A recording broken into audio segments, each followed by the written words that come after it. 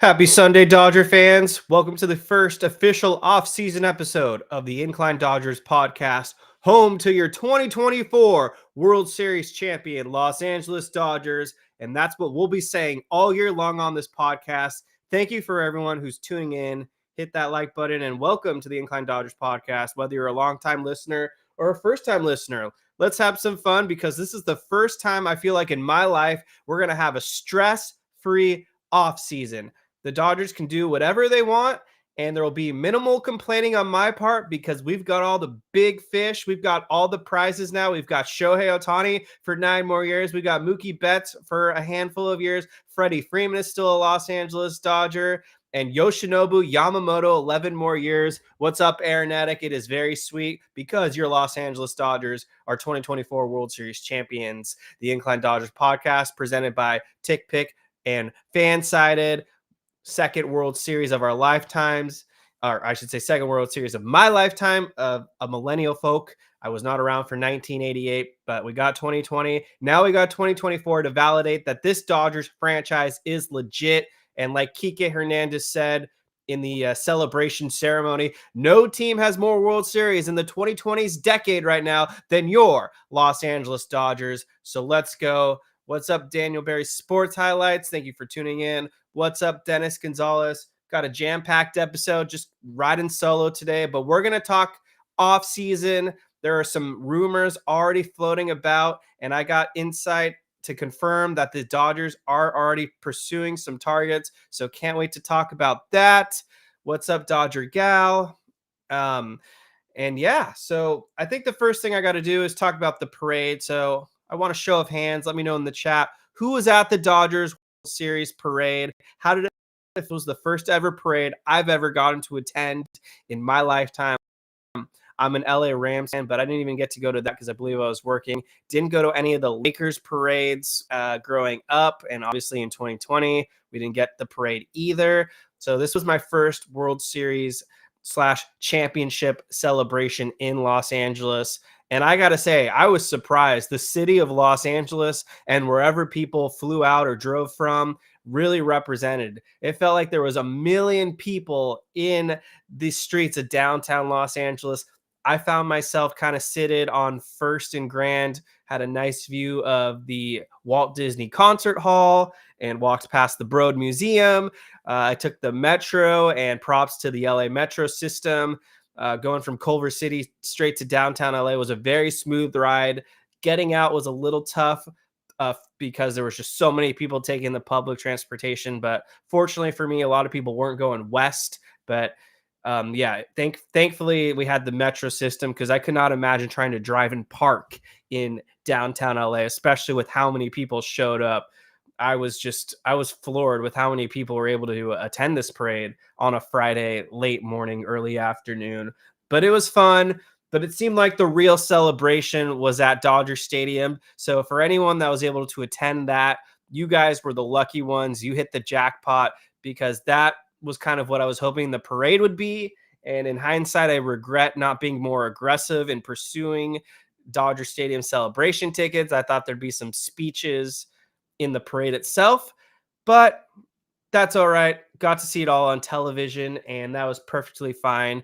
It seemed like it was one hell of an experience, though, if you got to go to Dodger Stadium. So let me know if you were able to purchase or one of the lucky ones that attended the Dodger Stadium celebration, because I got to give the celebration a 10 out of 10. The parade itself, C-. It was kind of mediocre, but the actual celebration itself, that was fire. That got me fired up. I'm already ready for 2025. I love this team. This was a great collection of Dodgers talent, and you could see the chemistry was off the chart. So much cohesion in the clubhouse, and that starts with Dave Roberts at the top. So credit to Dave Roberts for really managing his ass off and keeping these guys very happy and, gelled together clubhouse. His leadership definitely showed, and right out of the gate when he gave his speech, you could tell he was fired up.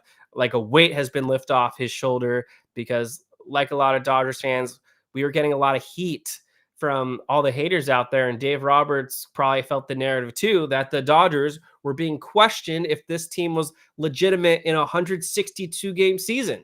And they obviously proved they were good enough. They should have won in 2017. So unfortunately, no one will recognize that as a championship for the Dodgers because the Astros technically have the title right now. We won it in 2020, but that didn't seem to be good enough for all the other 29 teams out there. So finally in 2024, job is finished. It feels like a huge weight was lifted off Dave Roberts' shoulder. You could definitely feel like maybe there was a little bit of fire under his seat, probably getting warm. But I wouldn't be surprised if any day now we hear of the Dodgers locking up Dave Roberts to probably an extension that will make him the highest paid manager in Major League Baseball. Based off his resume and everything he's accomplished, he's got to make more than what Craig Counsell is making because Craig Counsell is yet to even reach a World Series as an MLB manager. And the Chicago Cubs kind of changed the direction of what managers are going to be making now. And rightfully so, because you look at what NBA coaches and NFL coaches are making. MLB managers have to work the most days because they have the most games to play. And so a guy like Craig Counsell and future managers, yeah, they should be making 8 to 10 million a year. So I will not be surprised if any day now we hear of the Dodgers locking up Dave Roberts to something along the lines of a 6 to 8 year extension, probably making close to 10 million a year if I had to guess, because I think Dave Roberts has one more year left on his contract, and I'm sure they're already at the negotiation tables right now.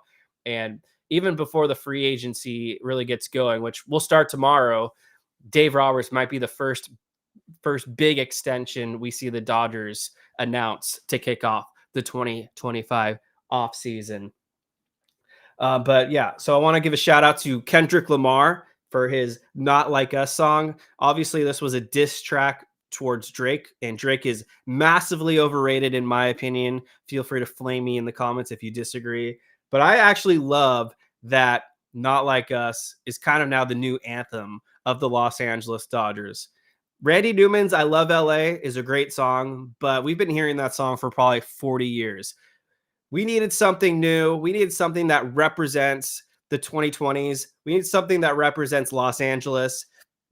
And Kendrick Lamar being a Compton native and a Dodger fan himself, this is the perfect song. And I love that we were able to really unleash and have a theme song that truly embodies a Los Angeles native from Kendrick Lamar. And that was one of the themes for the Dodgers this entire postseason. They're not like us. The San Diego Padres, they're still thinking about beating LA. They didn't get their job done. The New York Mets, they were just happy to be there. They had Grimace. He's their mascot. Mets couldn't finish the job. And the New York Yankees, led by Fat Joe, what an embarrassment. They got destroyed in 5 games. One of the biggest choke jobs I've ever seen in a single inning. Probably the worst inning in World Series history when they completely collapsed in the 5th inning. It almost felt like it was scripted with how bad they were botching these routine plays. Well, Yankees fell short. They are not like us. And so Dodgers, Kendrick Lamar, Not Like Us. Great anthem, great theme song. So I love it. Hopefully that song is here for years to come. I would love to see Not Like Us become a staple and played at every Dodger home game, but that's up to the DJ and up to Dieter Rule. So we'll see what happens. But yeah, you save I Love LA for when the Dodgers win. That's a staple. But Not Like Us, whether they want to play it near the beginning of the game or they want to play it in the middle of the game, I don't know. But hopefully we hear it for many more years to come, and that doesn't just stop in 2024. Ice Cube, another sensation. Got to give a shout out to Ice Cube. I had to rewatch his performance prior to Game 2 of the World Series because at the time I was more focused on the game. And even though I felt confident in the Dodgers, I always still get a little nervous and I'm thinking about the game itself. So I went back, rewatched the Ice Cube performance, and my goodness, Ice Cube completely knocked it out of the park. I think I saw Ice Cube maybe 10 years ago at one of the Coachella festival events. Maybe it was 2016, and Ice Cube killed it then. I think Ice Cube, I can't remember if Ice Cube came out during a Dr. Dre set in 2012. He probably did, but I might have that wrong. But regardless, I've seen Ice Cube perform at least once or twice in person, and here we are still in 2024. Ice Cube absolutely nailed it. Was an excellent opening act for the Dodgers, And like Kiké said, they won game 2 the minute Ice Cube performed. Yeah, Ice Cube, Dodger legend now forever with that performance. He's invited back to perform anytime in my book, as opposed to Fat Joe, which got more words for him later. But yeah, let's kind of recap the parade real quick, or the celebration real quick, and then I want to get to your guys' questions. If you guys got questions for me, drop them in the chat below. Happy to answer anything you guys got. Very excited for this Dodgers offseason. And like I said a few minutes ago, it's nice to go into an offseason where you're not stressing. Whatever happens, happens. We are 2024 champions at the end of the day. And in my opinion, Andrew Friedman has completely earned all our guys' trust. And whatever he does, we go with, because he's proven to be the best executive in all of Major League Baseball. Find me another executive out there right now that's accomplished more than what Andrew Friedman is currently doing. Farhan Zaidi wanted to be Andrew Friedman. He got fired from the San Francisco Giants. AJ Preller, he's trying to be like Andrew Friedman. He has yet to see his team win a World Series, even though he continues to make 13 trades a year and blowing up the farm. Andrew Friedman has the great approach of balancing a great farm system where he develops his key players, lets them get developed enough until they're ready to be called up to the major league level.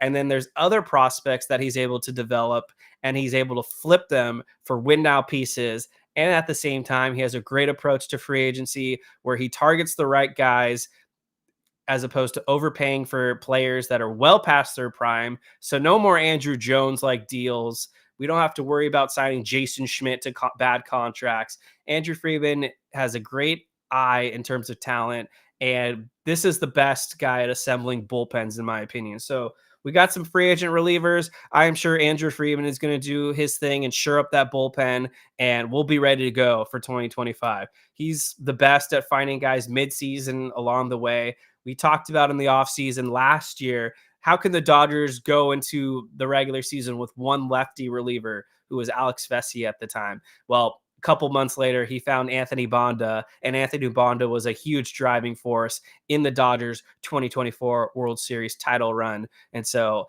even though Daniel Hudson's retiring, Joe Kelly is going to be a free agent, no doubt in my mind, Andrew Friedman will find a way to replace one of those relievers. So Dave Roberts, in his speech, he said he's ready to run it back. Love the fire. Love the absolute confidence there. No doubt Dave Roberts is going to be ready to run it back. And maybe he could be the first manager in quite some time to lead his team to back-to-back World Series championships. Kiké Hernandez has just really shined, and I think he's back to being a fan favorite from just about everyone. I mean, the fire that Kiké Hernandez brings, he's a must re-sign in my book. I know he's going to be a free agent. I don't expect him to demand a huge contract. He already tried to do the thing where he left the Dodgers to be an everyday starter, and for a second it was working out for the Boston Red Sox, but the following season he flamed out very quickly, and the Red Sox were just about done with him, and so they sold low to the Dodgers. We brought him back, and even though the Dodgers were a first-round exit in 2023, Kiké was one of the few guys that actually did some hitting in October.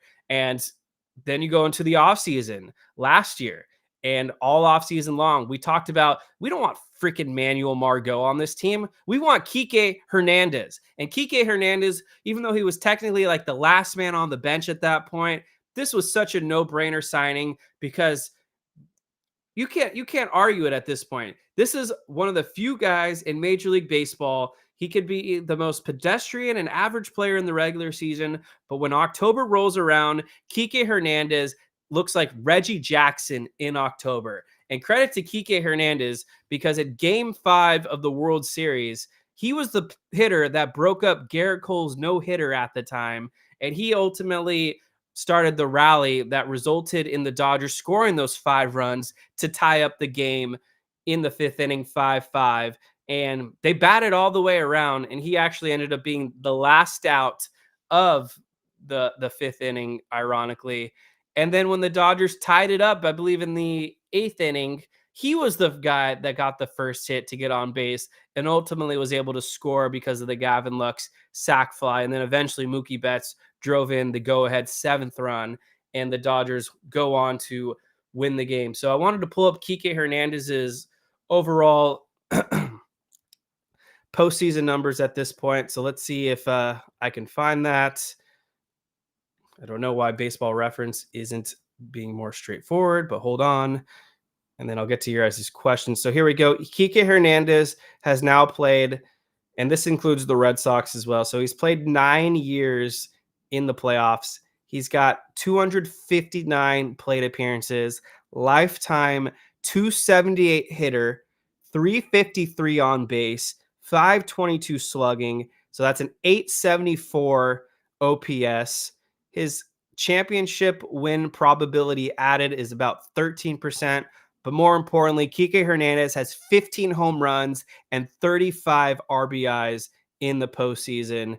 Just remarkable. He has more home runs in the postseason, or he's tied with Aaron Judge. Whatever it is, this is one of the best Dodgers playoff hitters you'll ever see in your lifetime. He's right up there with Justin Turner. He's right up there with Corey Seager. And even though Kiké Hernandez doesn't have the MVPs to go along with what he's done, he makes his impact in just about every series. In Game 5 against the Padres in the NLDS, until the 7th inning when Teoscar Hernandez took Yu Darvish deep, Kiké Hernandez was the only run on the board for just about 6 or 7 innings when he took Yu Darvish deep, and the Dodgers were holding on to a 1-0 lead.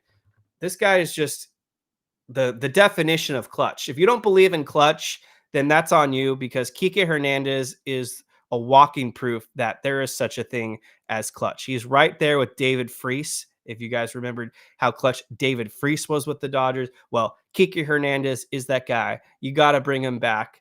Give him a 2-3-year deal, whatever he's asking for. Go ahead and give it to him, as long as it's within reason, because this is the type of bench piece you need on your team. And then when you need to make the pivot in the playoffs and insert him in the starting lineup, Kiké is ready. So love Kiké. I loved him bashing Fat Joe. Absolutely hilarious that he actually threw Fat Joe under the bus like that and said, basically when Fat Joe went out there and performed, we knew we won. Love Kiké. Love the shit talking. When it was after the NLDS, or I think it was the NLDS, when he was live on Fox and he asked it for live and he said, "We don't give a fuck." That'll be an all-timer for me right there. So love Kiké, bring him back. Let's see what else we've got. Teoscar Hernandez, another free agent to be. So let's talk about Teoscar Hernandez right now. Let me know in the comment section how you guys feel on Teoscar Hernandez's free agency. For me, of all the Dodgers free agents right now, Teoscar Hernandez needs to be the priority. I would re-sign Teoscar Hernandez in a heartbeat. We don't really know what the going rate will be on Teoscar Hernandez, but if I had to guess, it's going to be a 4 or 5 year contract, likely something between $20 to $25 million a year.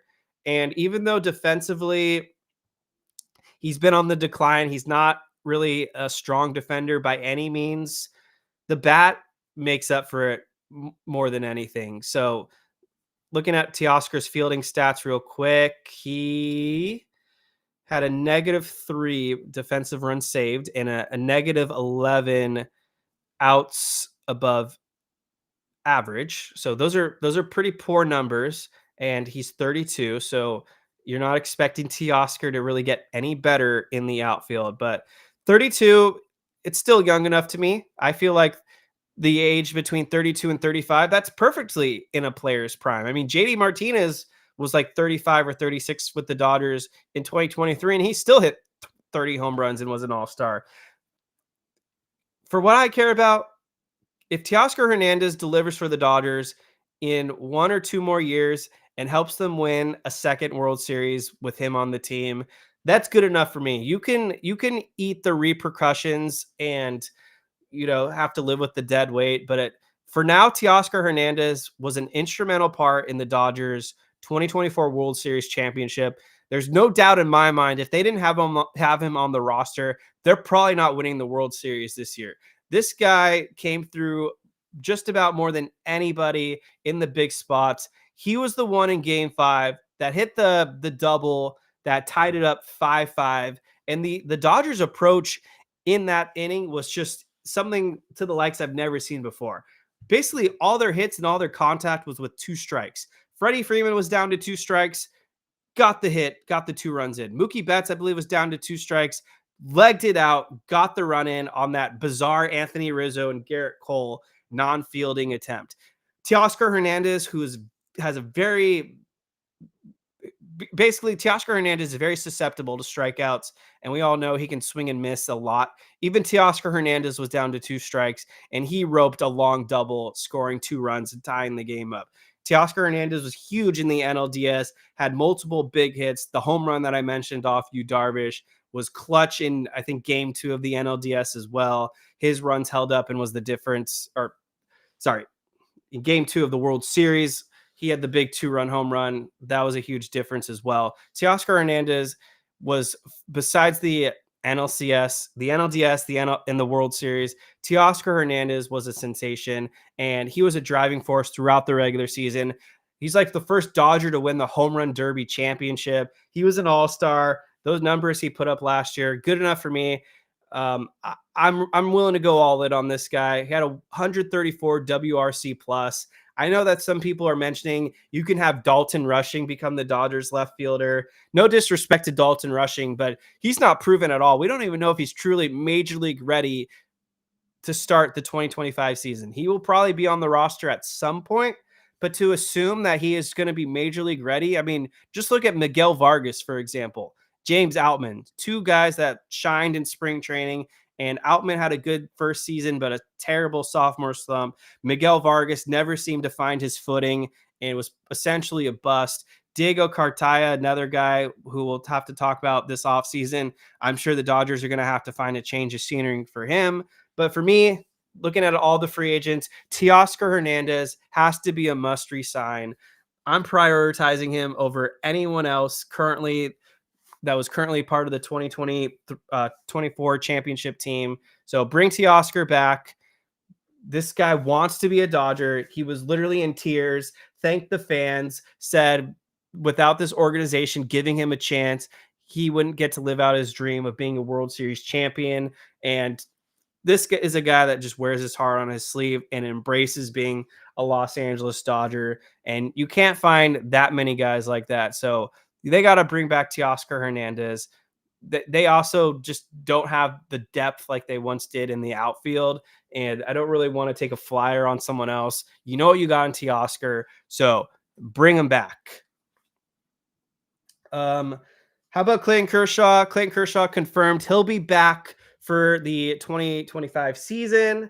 And we got some news that Kershaw is going to undergo both not only toe surgery, but also knee surgery on his meniscus. Apparently he tore his meniscus, and that puts more question marks in terms of what Clayton Kershaw's health is going to be like. I'm sure he'll be recovered enough to be a go for spring training, but I mean, Kershaw is at the very, very tail end of his career. And for the Dodgers and Kershaw, I think they have to start to get realistic here and try to find a path for Clayton Kershaw to find a way to be healthy for not only the second half, but the postseason if he wants to pitch in October. The last few years, it feels like Kershaw has sensational first halves, and then he kind of breaks down or gets injured and just isn't the same for the second half. And so this will be the challenge, and something I think we'll get more information about Kershaw as we get closer to the fall this upcoming season. But you got to be happy for Kershaw. He really embraced being a 2024 World Series champion. He acknowledged that it kind of sucked that he didn't get to really contribute and be a part of this championship run. But ultimately, it doesn't matter. Kershaw's leadership won't go unnoticed. He's definitely earned his parade because he was robbed of the opportunity in 2020 and probably 2017. So I'm happy for Kershaw. That was his moment. He got to hold the World Series trophy. Him and Walker Buehler, who we'll get to right now. I love that they gave each other a huge hug and really just embrace each other as teammates. Really cool to see Walker Buehler representing the Oral Hershiser jersey. And when you kind of think about it, Walker Buehler is kind of the closest thing that we've seen to Oral Hershiser since Oral Hershiser was pitching for the Dodgers. And Walker Buehler has basically been that. Now Buehler is a 2-time World Series champion. I think he's one of 4 pitchers ever to not only pitch in the World Series as a starter, but also close it out and get a save. And maybe that was to clinch the series. But rare company nonetheless for Walker Buehler to pitch game 3, then come out on 1 day's rest, close it out to get the 3 outs in game 5. And I posted this on my X feed a few days ago, and I was surprised how viral it went. I think it got like 20,000 likes. But if you really think about it, let's go back to 2021. In 2021, I believe it was game 6. I think it was game 6. The Dodgers had just clawed their way back to make it a 3-2 series against the Atlanta Braves. And it was Max Scherzer's time to start. I think he pitched in game 2, so he had enough rest. He was at least on 4 days rest. It was Max Scherzer's turn in the rotation. And literally the night before, I remember this vividly because I was going to a Phoebe Bridgers concert, and I am a huge Phoebe Bridgers fan for those that don't know, because I don't talk about her a lot on this podcast, but I was really pumped up. This was going to be my first time seeing Phoebe Bridgers, and I get the notification and then multiple notifications that Max Scherzer is going to be scratched because of the dead arm and won't be able to pitch in the game 6 of the NLCS. And so ultimately, the Dodgers have to make a last second change here, and Walker Buehler is now pitching for the Dodgers on 3 days rest, down 3-2, season on the line. And ultimately, Walker Buehler was not himself, got completely shelled in that game. I think Eddie Rosario was the final knockout punch. And from that point on, Scherzer ended up leaving the Dodgers in free agency like the coward that he is, because he just clearly cared about the money. And Walker Buehler in 2022, for the first couple months that he pitched, you could tell something wasn't right. And some people are going to disagree, but frankly, I feel like something happened in that start against the Braves that put a strain on his elbow and he wasn't able to recover. And so that season, Buehler looked bad. He had a very beatable fastball. It wasn't the same spin rate either. His fastball was just getting pummeled. Ultimately, Buehler got his second Tommy John surgery that knocked him out of the game for basically 2 years. And we saw him throughout this regular season. Buehler just didn't look right, had an ERA in the 5s. But then something clicked near the end of the season, carried into October, and start after start, Walker Buehler was a very effective pitcher in the playoffs and was an instrumental part of the Dodgers World Series title run. And at this point in free agency, I think Walker Buehler needs to be a must resign. I don't expect him to command outrageous money. And if the Dodgers feel like they're concerned that there's going to be a huge market for Walker Buehler, maybe you start by offering him the qualifying offer, which I think is close to $21 million now. So if you offer him the qualifying offer, that will kind of help dilute the competition, because a lot of teams aren't going to want to pursue a guy with the qualifying offer, because then you lose a draft pick. And at the same time, $21 million might be enough for Walker Buehler on a 1-year deal to say, like, yeah, I'm good with that. And he'll re-sign with the Dodgers, and then hopefully he has a great season, and then he enters the free agent market the following year, and maybe he can get a much bigger contract than what he would get right now if he's offered a 3-year deal. Because honestly, I don't think Walker Buehler is going to get more than between $12 and $15 million on an annualized basis. I have a hard time seeing him getting something like 4 years, $80 million. I just don't see it. I might be completely misreading the situation, but I think 12 to 15 million is kind of what I would expect for Walker Buehler to get. And maybe if you just offer him the qualifying offer, it's a slam dunk, no brainer for Buehler. And then you get to lock up the guy for 1 more year, and you kind of figure out where to go from there. So those are my thoughts on Walker Buehler. Must resign. He's like the next Oral Hershiser. Sorry if you guys were ignoring your guys' questions in the chat. I don't know if you guys asked me anything, but feel free to drop your questions. I'll get to some of your guys' questions in the chat. I know I asked some questions as well on our social media, so let me see if I got any good questions that I can get to. Hold on. My apologies. But yeah, in the meantime, smash that like button while you're here. If you're new to the podcast and you haven't hit that subscribe button, feel free to hit that subscribe button and hit that notifications button. That way you'll get notified whenever we go live. And I promise you guys, we've got all kinds of fun off-season content. The rumor mill is only just getting started. So catch my catch catch why name guy asked us, just say no to Soto.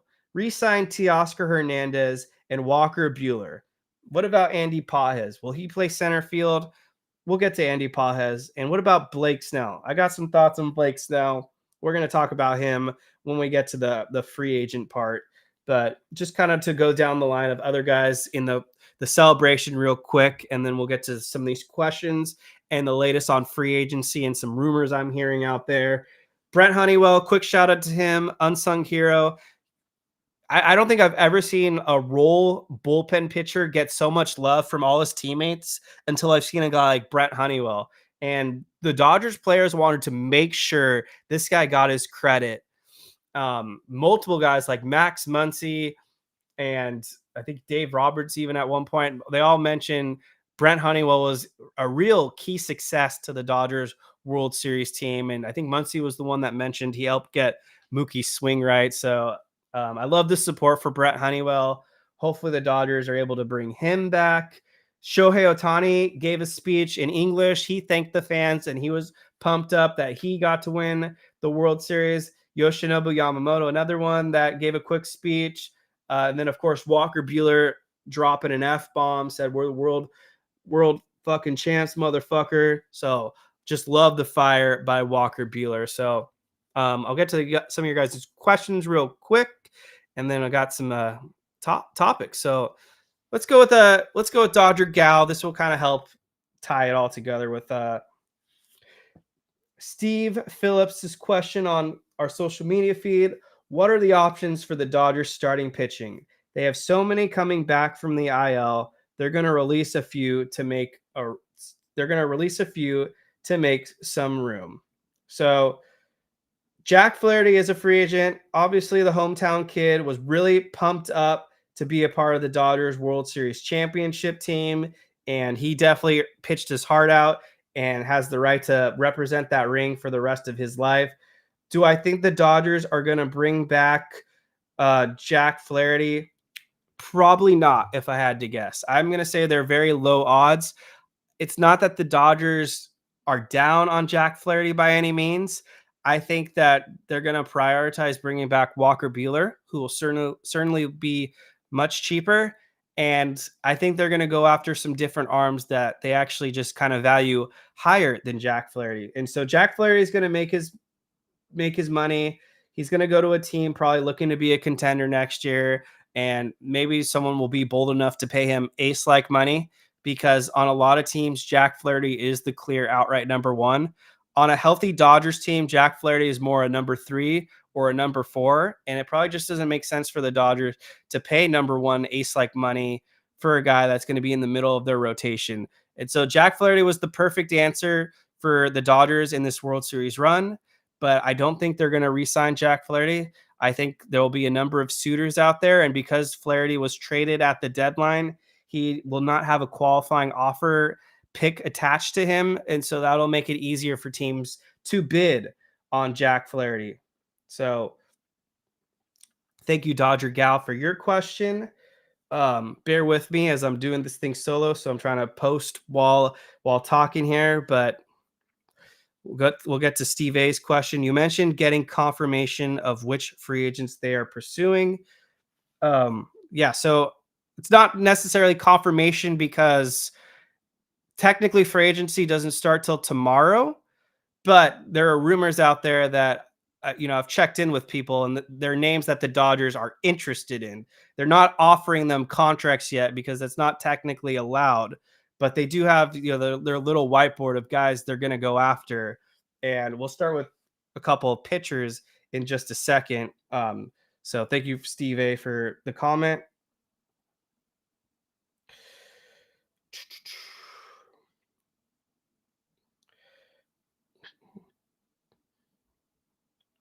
All right, so just posting to the X page real quick that we're live in case people didn't know. Okay, so Blake Snell opted out of his deal with the San Francisco Giants and is officially a free agent.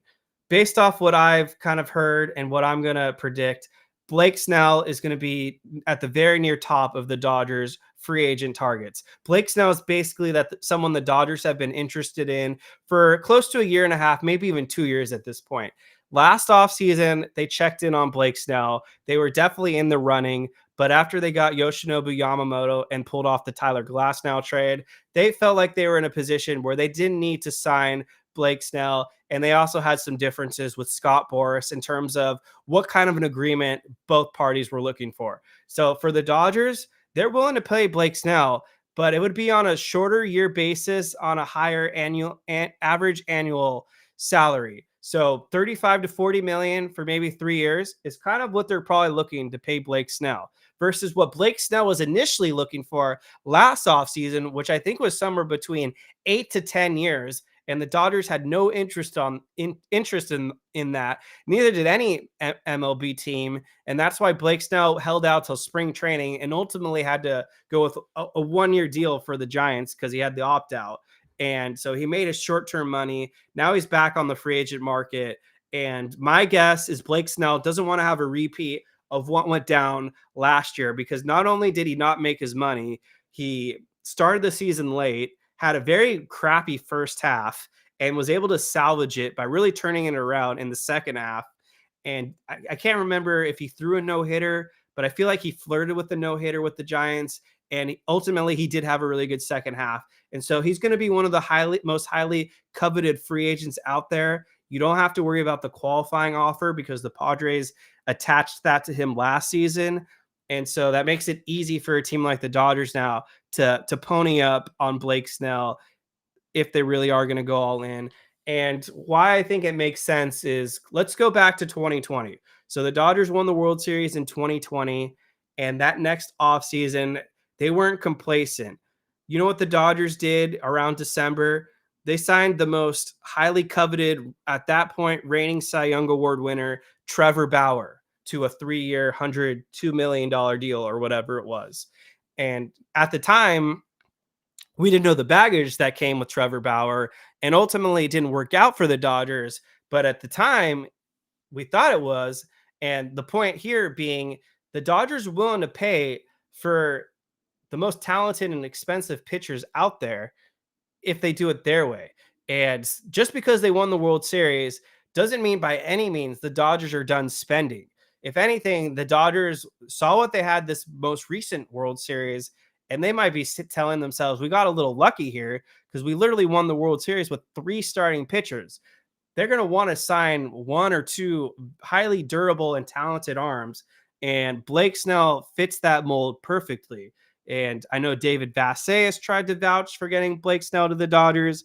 I know there are some teammates on this current team that have a relationship to Blake Snell. And so we'll get more momentum once free agency really begins.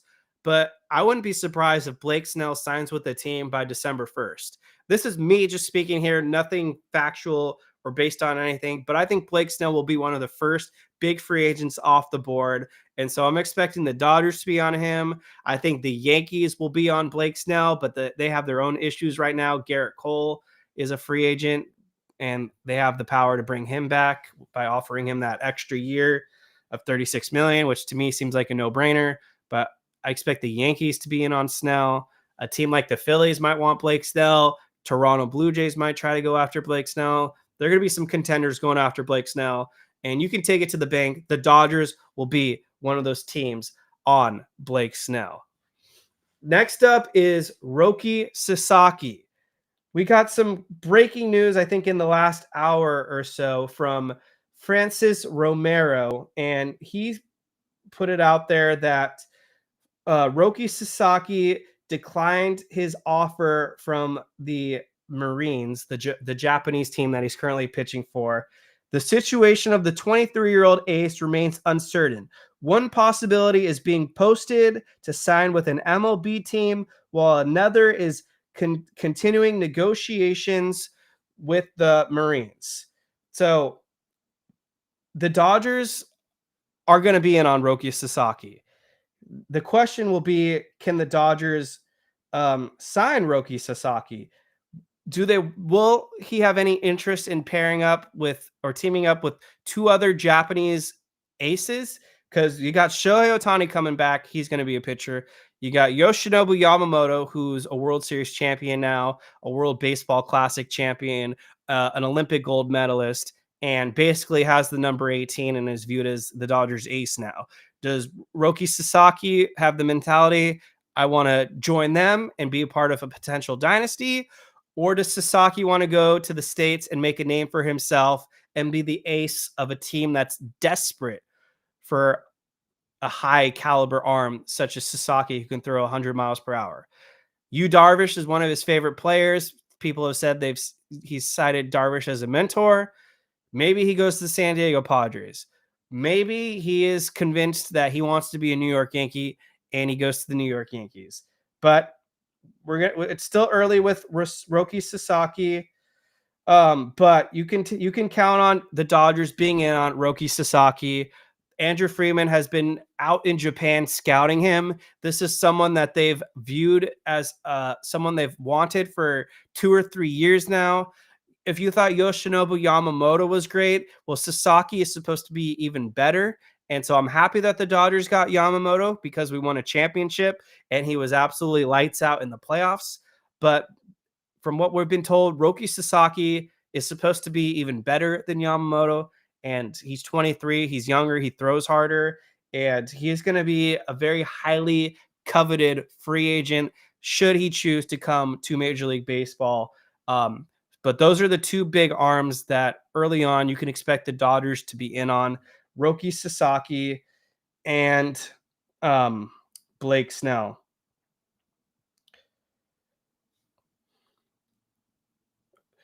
All right, so let's talk about a position player now that the Dodgers are linked to. So I think he goes by Mike Deportes, but we've heard it from a number of insiders. Willy Adames is someone that the Dodgers are looking at to sign this offseason and become the shortstop. One of the issues that the Dodgers have kind of been going through the last few years is they haven't had a shortstop they could commit to. If you really think about it, it feels like Rafael Furcal was the last free agent shortstop that they really, was highly coveted and someone that they committed multiple years to. Because after that, it's hard to really remember. They had Corey Seager for a while, Trey Turner for a couple years, tried it out with Gavin Lux, went to Miguel Rojas. And then this year, basically Rojas was the shortstop. But they've been looking at Willy Adames for a couple years now. They've tried to make trades with the Milwaukee Brewers, and the Brewers just weren't willing to let go of this guy. Now the Brewers are probably letting him go in free agent because you can expect Adames to probably make somewhere between $150 million to $200 million this offseason. And the Dodgers won't be the only team in on Adames. I feel like the San Francisco Giants might be in on Adames. But honestly, I don't think there will be that many suitors in on Adames because you kind of look around Major League Baseball and most teams have a shortstop that is either up and coming or they just paid someone. And so Adames had a really good year with Milwaukee last season. They're looking to add potentially a 32 home run bat, 93 or 112 RBIs. So 32 home runs, 112 RBIs, 93 runs scored. He ultimately had 119 WRC plus and a 4.8 WAR. The 4.8 WAR was a career high, as were most of these numbers. You could argue maybe it was contract year magic, but Willy Adames is still only 29. He's an Andrew Friedman guy. Andrew Friedman loves his former Tampa Bay Rays because that's where Adames got started. Tyler Glasnow is friends with Willy Adames. They were teammates at one point. They were on the World Series runner-up in 2020 on the Rays together. And defensively, Willy Adames typically was a good defender. I don't know what happened this season. Apparently, he had a negative 16 defensive run save. That's kind of a red flag. So 2022 had a 9 defensive run saved. 2023 had an 8 defensive run saved. I don't know what happened in 2024. Negative 16 defensive run saved. That's crazy. I'm trying to look up his Baseball Savant StatCast real quick to see if they have different metrics.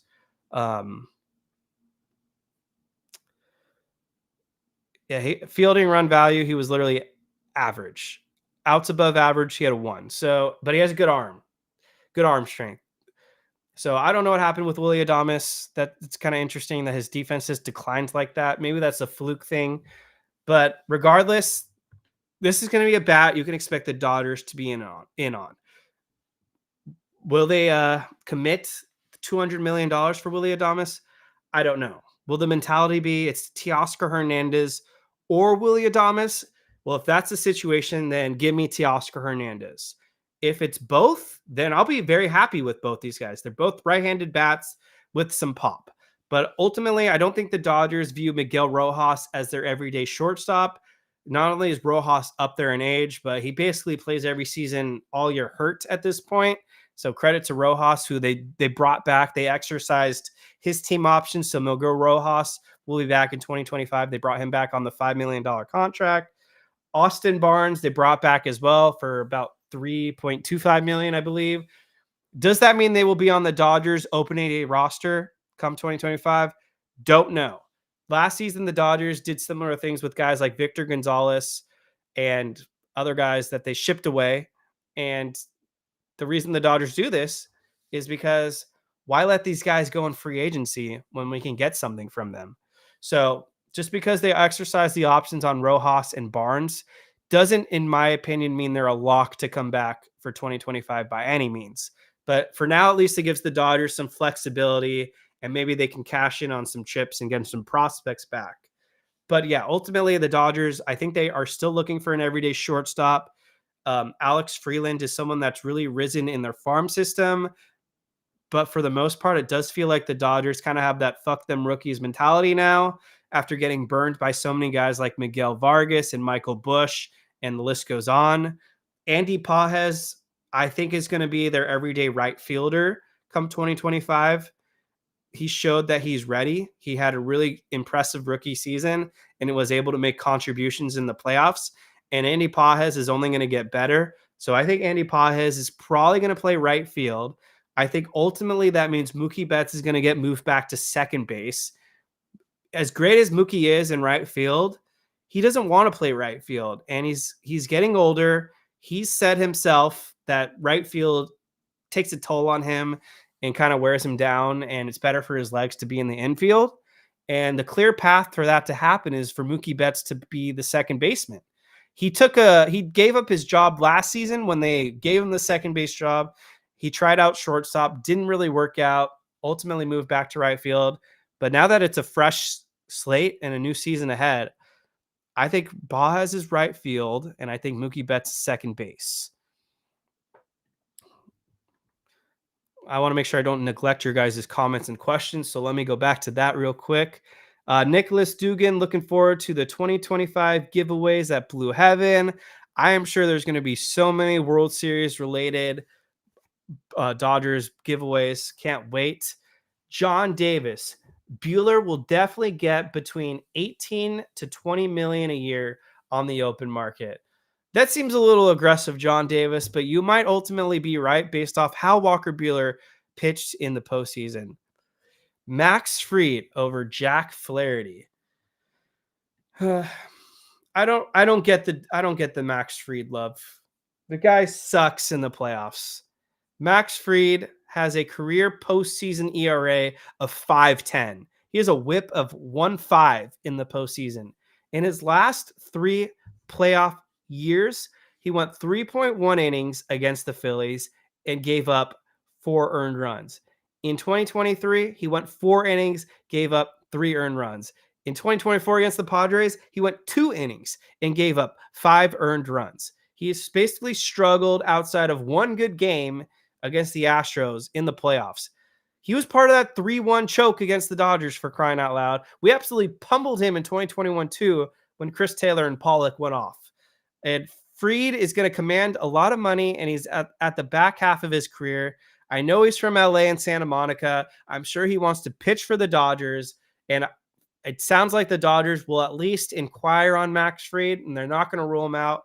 But hopefully Max Fried isn't the big fish we sign. Guillermo Canton, everyone gets romantic with the idea of Kershaw, but Dodgers have to let him go. he is no solution, and they should go all in on Snell. Clayton Kershaw is a Dodger for life. Kershaw said it himself when he closed out his speech. He's going to be a Dodger for life.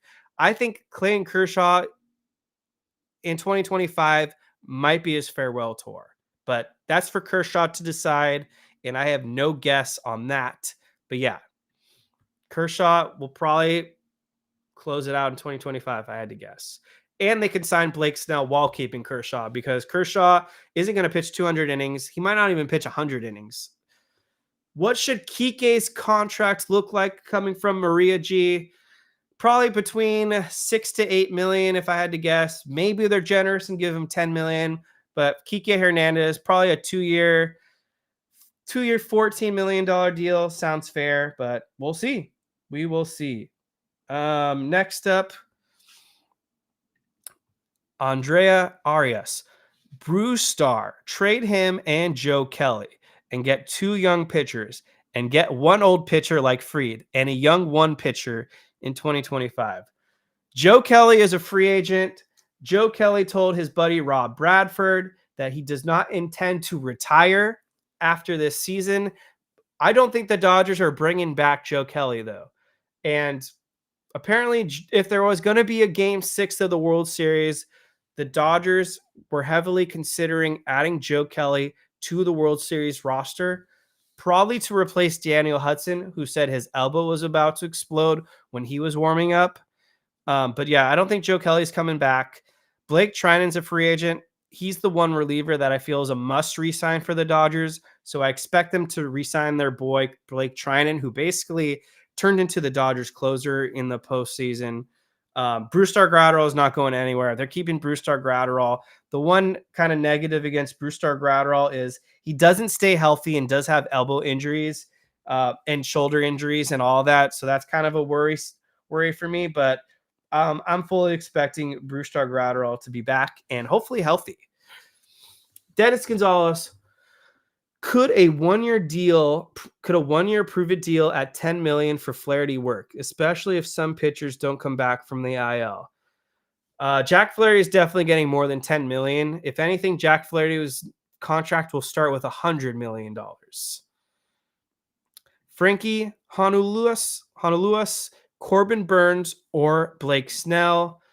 Corbin Burnes is also going to be one of the top free agents out there. No word yet if the Dodgers are going to pursue him, though. I do like the idea of Corbin Burnes as a Dodgers pitcher. He is an ace.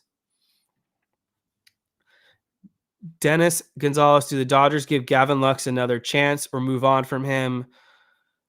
Someone that doesn't believe in Gavin Lux, I think Gavin Lux gets traded this offseason. Talk more about that as the rumors start to heat up, but I just don't see a fit for Gavin Lux, especially if Mookie Betts is going to play shortstop, or if Mookie Betts is going to play second base and Andy Paz is going to play right field, and potentially the Dodgers go after Willy Adames and put him at shortstop, because like we were talking about a few minutes ago, the rumors for Willy Adames and the Dodgers are very real. This is someone they've been heavily pursuing for a couple years now. They really like his bat. They like his durability. It's someone they can trust at the shortstop position. And so we'll wait and see what happens there. But once we know more about if Adames signs with the Dodgers, I think that will kind of help us get a better insight to what's next with Gavin Lux. Greg on X asking, if you're putting Pages in left field, where are you putting Teoscar? Teo is a better fit in left field defensively and Pages in right. That's if you're moving Mookie to second. I mean, yeah, it's as simple as this. The Dodgers are going to have Andy Pages in right field. They're going to keep Teoscar Hernandez in left field, and you have Tommy Edman play center field. I like that alignment pretty strongly defensively for the Dodgers.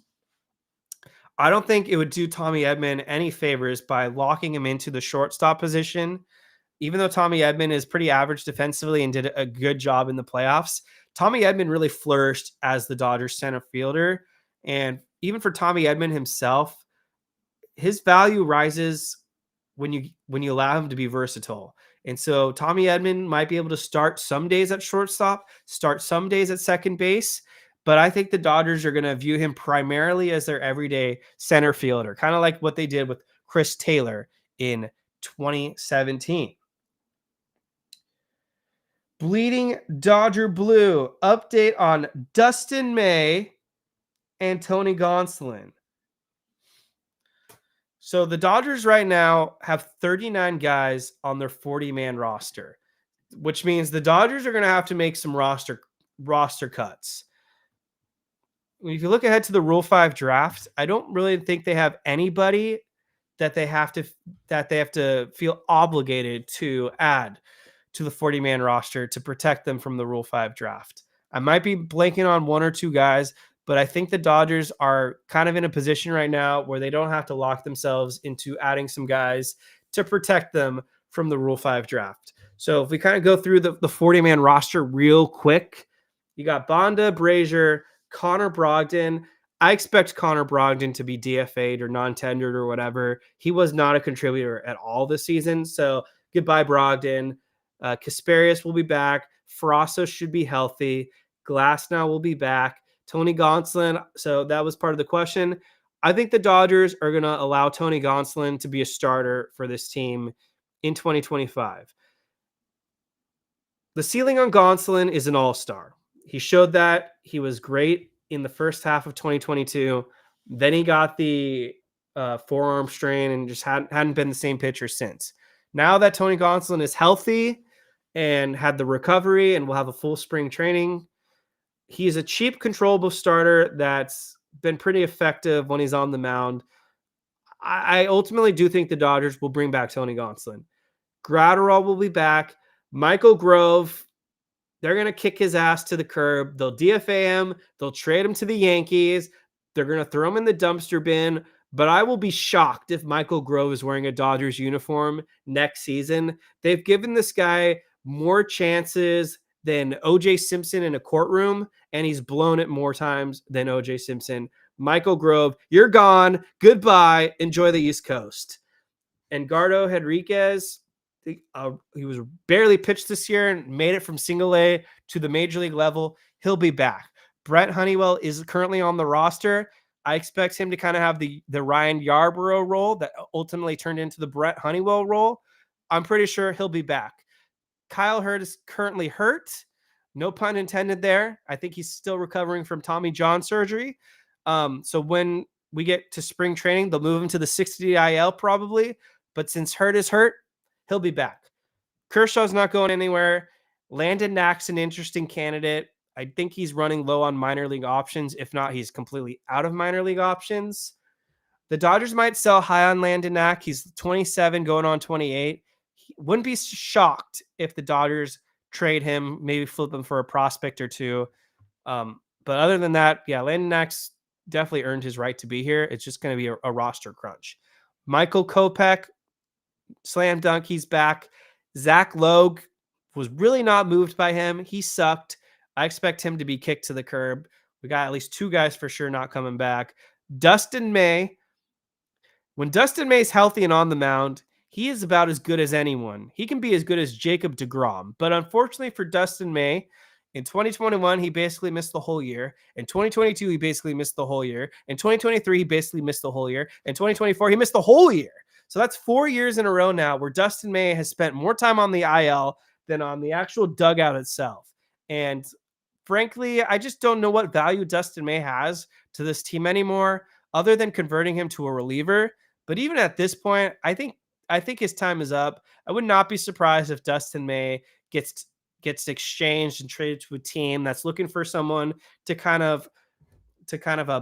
buy low and hopefully get a lot out of. So for now, he's on the team, but that's a guy I think you should look out for to potentially get flipped.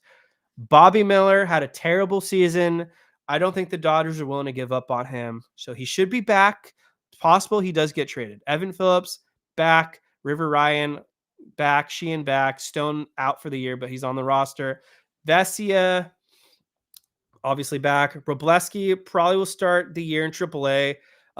He was a really quick riser, too. I don't think the Dodgers plan to give up on him, so he should be back. And Yoshinobu Yamamoto, Ohtani, And then this is where it gets a little interesting. The Dodgers have 4 catchers on the 40-man roster. The Dodgers do not need 4 men that are playing the catcher position on the 40-man roster. So one of Barnes, Cartaya, or Fiducia are going to get traded, if not 2 of them, because Will Smith's still signed for 9 or 10 years. He's the everyday catcher.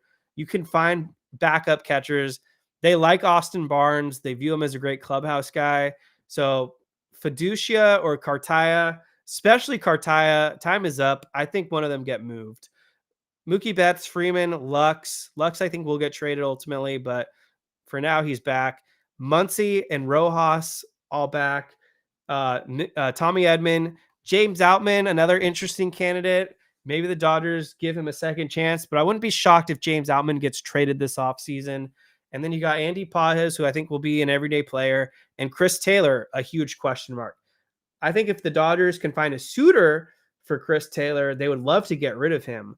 But I'm not sure if any team wants Chris Taylor in that contract. So the Dodgers might just have to eat it for another year and ride with Chris Taylor. But again, remains to be seen. So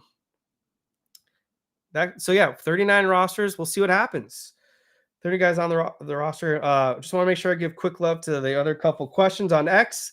Then I'll get to your guys' final questions. Make sure to get those questions in right now because show will be over in about 5 minutes or so. So get your guys' questions there. I'll revisit the chat, get to the remaining comments as well. So Stretch 4 podcast. Do you guys think the Dodgers will go after Corey Seager since the Rangers announced they're willing to cut salary? I don't expect the Dodgers to try to trade for Corey Seager. I don't think Corey Seager is going to be on the market. If anything, Corey Seager is going to be a Texas Ranger for the next few years at least. So no, but I will say if Jacob deGrom is out there, I wouldn't be surprised if the Dodgers put in some feels for Jacob deGrom and maybe to see what they can do. Because I feel like Jacob deGrom is another Dustin May, always hurt now, but the Dodgers have they've taken chances on guys before. They obviously took a chance on Tyler Glasnow that didn't work out. But when Jacob deGrom is healthy, he's about as good as anyone else. He's a multiple Cy Young Award winner for a good reason. Nathan Eovaldi is another interesting target. I don't know if the Dodgers try to revisit that and have a reunion there.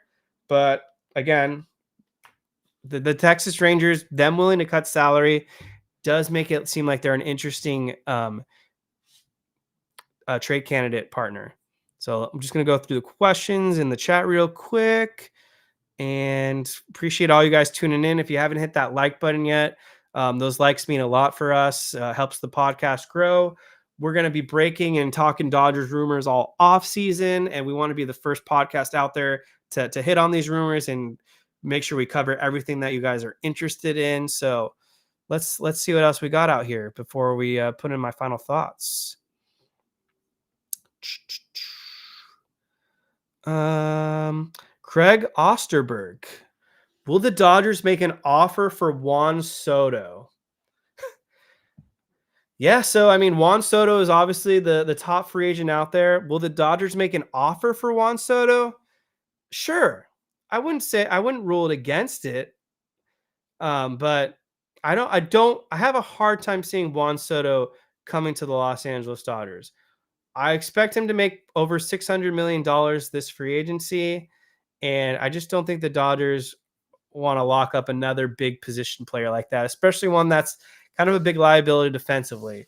But if the Dodgers were to make an offer for Juan Soto, it'd be on a shorter term basis, super crazy high AAV. We're talking like 5 years, maybe $80 million a year. And the Dodgers have this financial flexibility because, like we all know, Shohei Ohtani has deferred $680 million. So the Dodgers can basically do whatever they want thanks to Shohei Ohtani and his deferrals. Dennis Gonzalez, what will the outlook be for Bobby Miller's coming back up from the minors? So Bobby Miller was a disaster for the Dodgers this most recent season. ERA above 8, completely wild, got hit hard, lost all its confidence. But the Dodgers are one of the most patient organizations out there. They did it with Gavin Lux. They did it with Miguel Vargas. And they're going to do it with Bobby Miller. They did it with Michael Grove, for crying out loud. Bobby Miller was the Dodgers' top pitching prospect And because he had one bad year, I don't think the Dodgers are going to give up on Bobby Miller just like that. This is why they have one of the best pitching coach staffs out there in baseball with Mark Pryor, Connor McGinnis, and the list goes on. They're going to work with Bobby Miller all offseason. They're going to tweak everything they need to mechanically. They'll develop another pitch if they need to. They'll get rid of pitches if they view it necessary. But Bobby Miller is going to be an exciting project for this coaching staff to try to reinvent his career. And so, no, I don't think it makes any sense to just give up on Bobby Miller like that, because we've seen the ceiling, at least his rookie ceiling, and he looked really good out there, and he could throw 100 miles per hour. He had nasty changeup and other secondary pitches.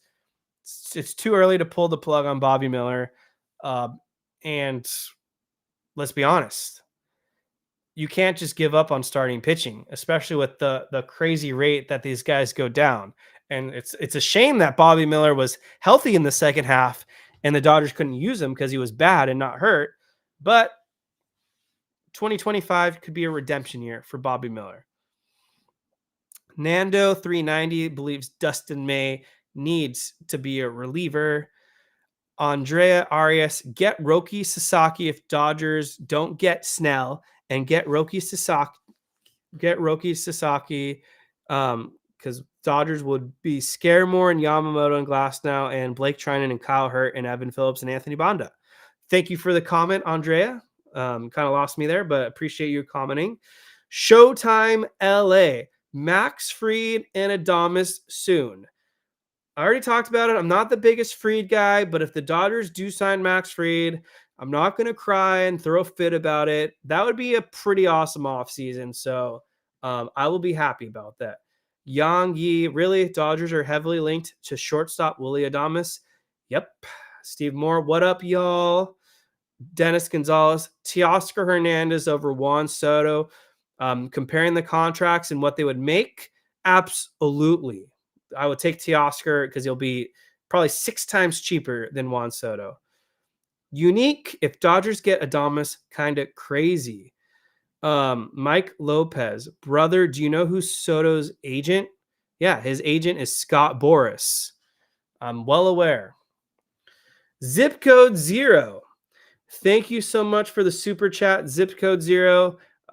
These super chats always mean so much to me. I really appreciate any time our listeners feel generous enough, but I appreciate everyone's comments. That's what makes the show so much fun, is the questions you guys throw my way. But Zip code 0, if Willy Adames is signed, is Tommy Edman a starter?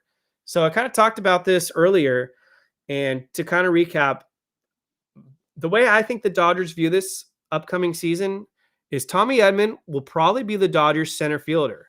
I don't think the Dodgers feel like they need to go out there and get a center fielder this offseason, meaning they don't need to sign anyone. They don't need to trade for anyone. They got Tommy Edman, who is going to probably be their center fielder, because I don't think the Dodgers view themselves in a situation where they want to lock Tommy Edman as the shortstop, because then you kind of have to go back out there on the market and figure out who your center fielder is going to be. Because if you really think about it, Kiké Hernandez was covering the center field position along with Tommy Edman in the postseason. And as clutch and locked in as Kiké is in October, in the regular season, there are some years where Kiké has a negative WAR. And it's probably also not in his best interest at this point, because it's probably not in their best interest to wear out Kiké Hernandez as a starter, because not only would he probably run out of gas, then he's not going to be as effective in the playoffs. So Kiké will continue to be his bench role. They'll find ways to mix him into the lineup and get those spot starts in.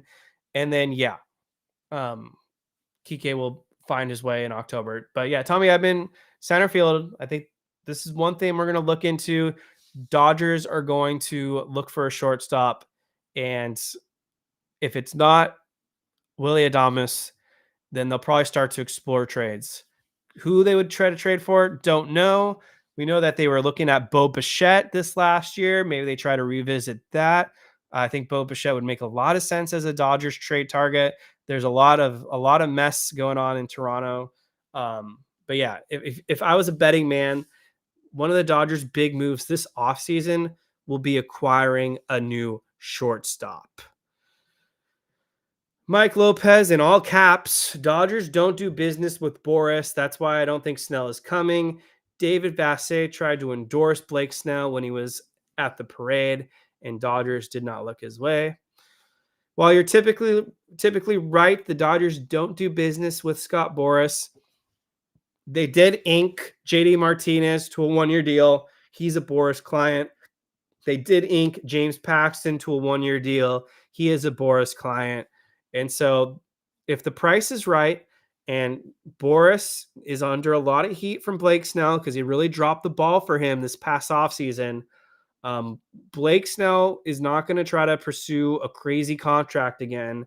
And I think 4, 5, maybe even 6 years, 30 to 40 million a year is going to be perfectly fine for Blake Snell. And Blake Snell has yet to win a World Series. And he just saw what the Dodgers did this most recent October. Blake Snell is going to be heavily linked to the Dodgers. Roy Estrada, who is your source for Adames, titled is heavily linked to Adames.